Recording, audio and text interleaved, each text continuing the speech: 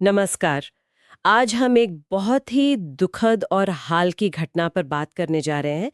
Air India उड़ान 171 का हादसा। हमारे पास जो शुरुआती खबरें और रिपोर्ट्स आई हैं, हम उन्हीं पर आज गहराई से नजर डालेंगे। जी नमस्कार। ये वाकई एक झकझोर देने वाली घटना है। हमारा मकसद है कि हम समझें कि 12 जून को अहमदाबाद में असल में हुआ क्या था, इसका असर क्या हुआ है जमीन पर, लोगों पर, और अब जांच किस तरफ जा रही है। तो चलिए शुरू करते हैं। बिल्कुल, समझने की कोशिश करते हैं कि क्या जानकारी अब तक सामने आई है। तो घटना है 12 जून 2025 की।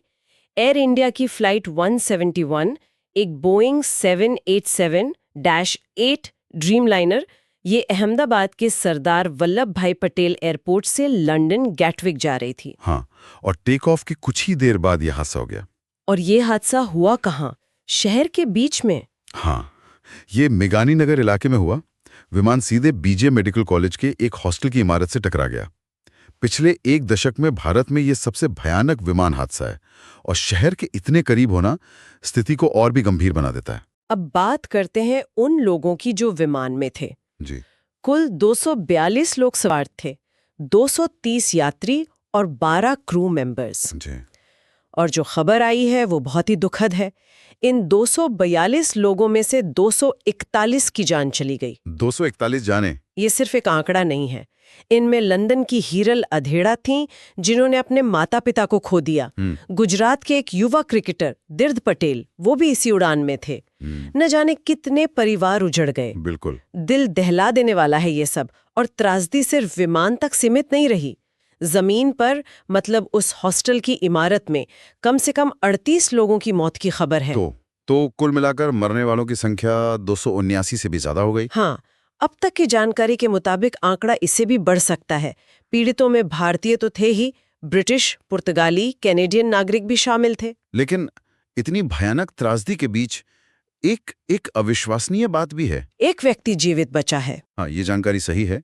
एक 40 साल के ब्रिटिश नागरिक हैं, विश्वपुष कुमार रमेश। सीट 11A पर थे। वो विमान के मलबे से कुछ दूर मिले, मतलब उन्हें टक्कर के असर से बाहर फेंक दिया गया होगा शायद। ये तो वाकई किसी चमत्कार जैसा लगता है। बिल्कुल।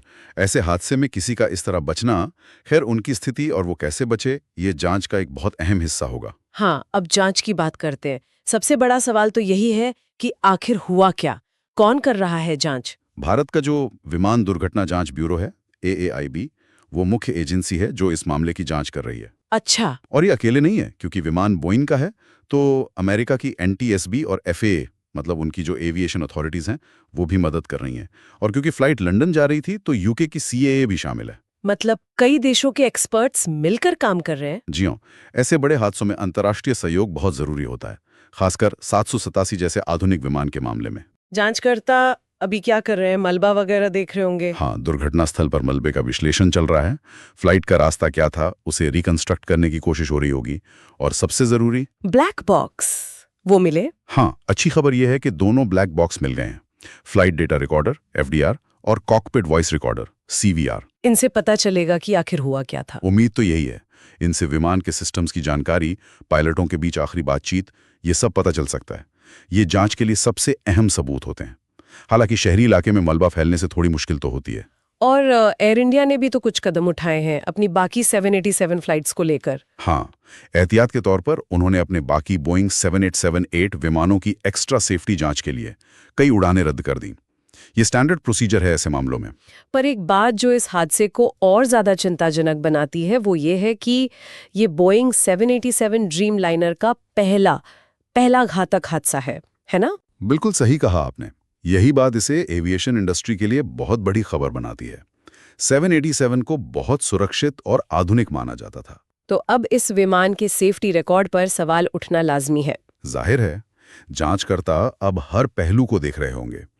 इंजन कैसे काम कर रहे थे, फ्लाइट कंट्रोल सिस्टम में कोई दिक्कत थी, पायलट की ट्रेनिंग कैसी थी, मौसम कैसा था, मतलब हर एंगल से जांच होगी। कहीं ना कहीं ऐसी घटनाएं ही सुरक्षा नियमों को और सख्त बनाने पर मजबूर करती हैं। हाँ, अक्सर ऐसा ही होता है।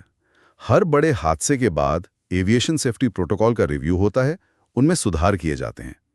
ये एक दुखद प्रक्रिया है, पर जरूरी है। तो कुल मिलाकर हमने देखा कि ये हादसा कितना भयानक था। वो एकमात्र जीवित बचे व्यक्ति की कहानी, जांच की जटिलताएं और विमानन उद्योग, खासकर बोइंग 787 पर इसका क्या असर पड़ सकता है, ये तकनीक और सुरक्षा के बीच के संतुलन पर सोचने को मजबूर करता है। क्या जोखिम कभी शून्य हो सकता है? क्या किसी भी तकनीक को पूरी तरह सुरक्षित मान लेना सही है? सुरक्षा और तकनीकी तरक्की, इनके बीच वो सही संतुलन कहाँ है?